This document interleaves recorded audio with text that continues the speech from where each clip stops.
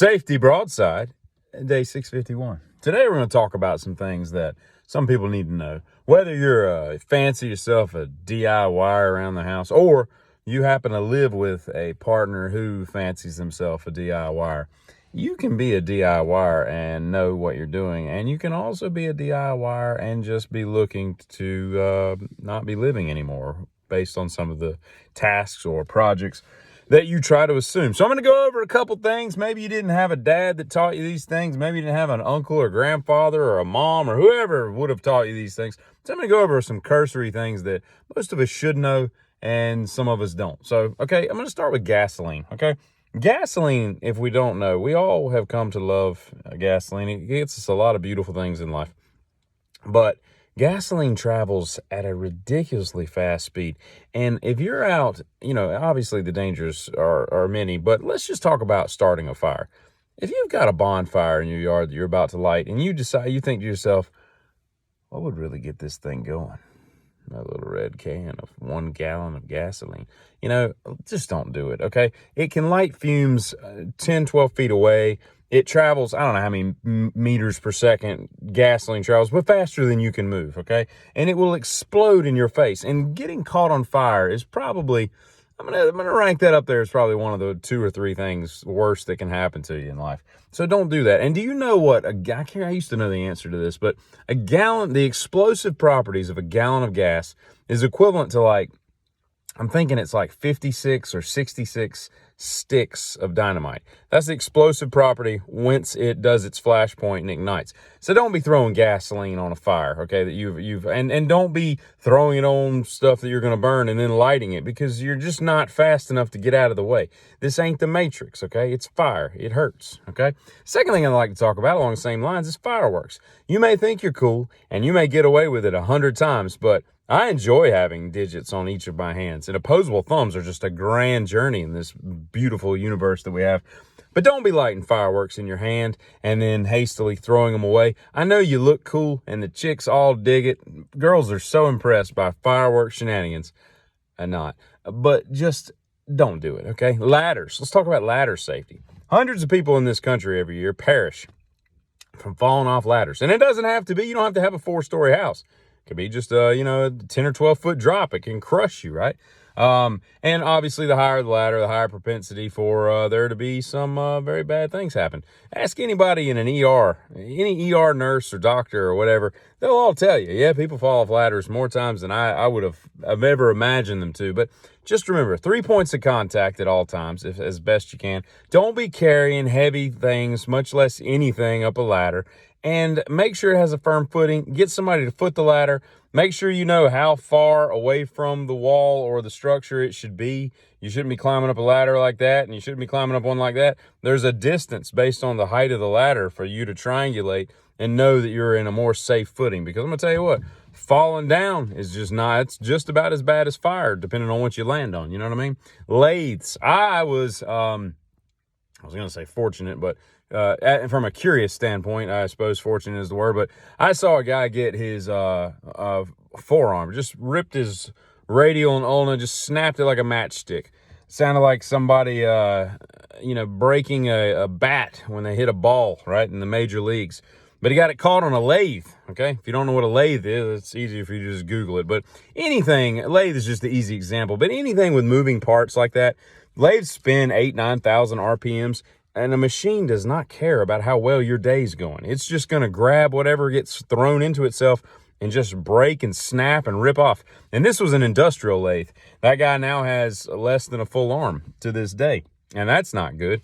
That's right there. That's worse than not having, just having nubs. That'd be that versus, I can't even do it. But anyway, yeah, so don't be doing that. So make sure that you have long hair, earrings, anything that dangles off of your body, sleeves, everything is tucked up, rolled up, tied up, gotten away from any moving parts of any machinery whatsoever, because that machinery, although it doesn't look like it, it's only a 1 horsepower motor, the inertia and the momentum and everything, when it grabs a hold of you, it's going to be a bad day. So keep that in mind. Let's talk about springs.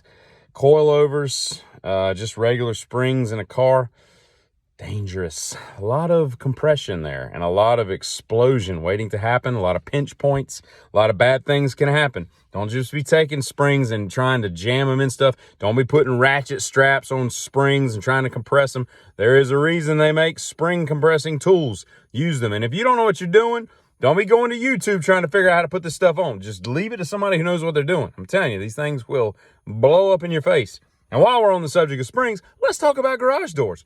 Because there's a difference between extension springs, not that big a deal. 25, 35 pound extension springs. I've replaced those many times. They're not dangerous, really. I mean, everything's dangerous, but pretty much they're not really going to kill you. But a torsion bar spring, yes, it'll spin so fast you can't even see the set screw going. And if you get your hand or any other body part, much less your face, caught anywhere near that insanely spinning machine that's under all kinds of tension, you're done for. You're going to have a really bad day. And then you're probably on a ladder, so that compounds back to what we were just talking about with ladder, because you're going to get knocked off the ladder, you fall. It's just, everything just gets compounded, you know what I mean? So stay away from garage torsion springs. I don't even know why people do that for a living. Nail guns. Remember what we learned in a famous movie? This is my, what? This is my safety, okay? I have used firearms for so many years of my life that this is just natural to put my finger on the slide. You don't cover the trigger under any circumstances whatsoever until you're ready to destroy something, you know? And it makes me be a very conscientious user of nail guns when I use the nail guns that I own, because those things have no compassion for your humanity. They will just put a hole right through whatever you had that thing aimed at. So be careful and keep your finger off the trigger until it's time to nail something. 220 versus 110. All right. There's electricity. What can hurt you in many situations. Have I wired a hot outlet, a switch or an outlet with the power, the breaker not being turned off to the house? I have. Was that smart? Not necessarily. Have I been zapped by 110 before? I have. It stings a little. It makes you pee funny. I'm kidding. But 220 on the other hand, under no circumstances whatsoever. The entire breaker gets cut off. Safety first, safety last. Make sure no one is anywhere near that panel, because that stuff will, I mean, again, they can both hurt you, but, all things considered, one's going to hurt a lot more, you know what I mean? Jacks. Let's talk about jacks. When I was in the 8th grade, I believe, my best friend lost his dad in a garage. It was just like a little MG. Crushed him. Fell off the jack and crushed him. He laid in his garage for a couple days until somebody found him. And that's not good, okay? You think you could lift an MG off your chest? You can't. That's a tiny little car, but it's still, 1,600, 1,700 pounds. I have also had a car follow me. I was taking a flywheel, putting a flywheel and a clutch in one of my cars. In fact, the car I'm sitting in, and it fell on top of me. I had some makeshift ramps that I'd made out of 2x12s that, you just roll up very gradually. I had all 4 tires on ramps. Felt like everything was pretty level, and it was. But I had taken the drive shaft out, obviously, and as soon as I started torquing down the bolt, that thing started rolling. And before I knew it, it had pinched and landed on my leg and pinched me between the homemade ramp and the car frame. And I got to tell you, I've seen a lot of crazy stuff in my life. Trust me, I have seen some shit. And that was the scariest moment of my entire life, because for just a split second, you're like, holy crap, a car is on top of me. And you can't get it off. I mean, this wasn't an MG. Fortunately, my sons were there, and I had to get him to ram the car and push it back up with his truck. And so then we had body work to do on it. It's just a big thing. But I'll tell you this. Do not get under a car that has a jack under it. Use jack stands. And when you don't feel like you got enough jacks, I own 10 jack stands. I owned 10 jack stands that day, but I wasn't smart enough to be using them. I thought I could just get away with it. I own 10 jack stands, and I use no less than 4 of them anytime that I've got a car up in the air. Just don't do it. Snakes. If you don't know the difference between a venomous and a non-venomous snake, stay away from snakes, okay? Because I see people just picking them up by the tail and thinking they're going to be quicker. You might be quicker. Again, I've seen herpetologists get bit and snapped, and oh yeah, they might have a dry bite, but they might not. And then you're going to spend the next however many weeks in the hospital spending hundreds of thousands of dollars, if they have the antivenom, sick to your stomach, wishing you were not alive anymore because the pain is so excruciating. It's just not worth it to show off to girls. This goes back to the firework thing. Fireworks and snakes, there's so many other ways to impress girls, okay? Girls want guys with fingers, all right? Keep your mind out of the gutter. It's not what I'm talking about, okay?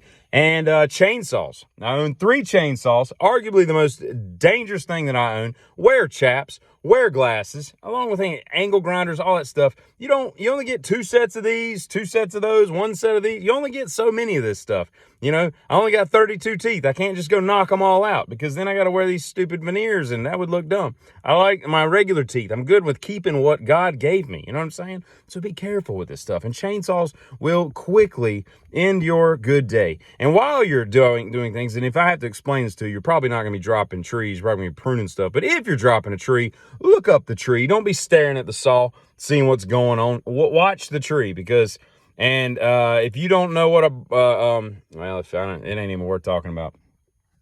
If you don't know the situations by which a tree can pop out and hurt you, you probably don't need to be running a chainsaw anyway. Bleach! Don't add bleach to anything. Took me a long time in life to learn that. Nobody ever told me that till I was about 19.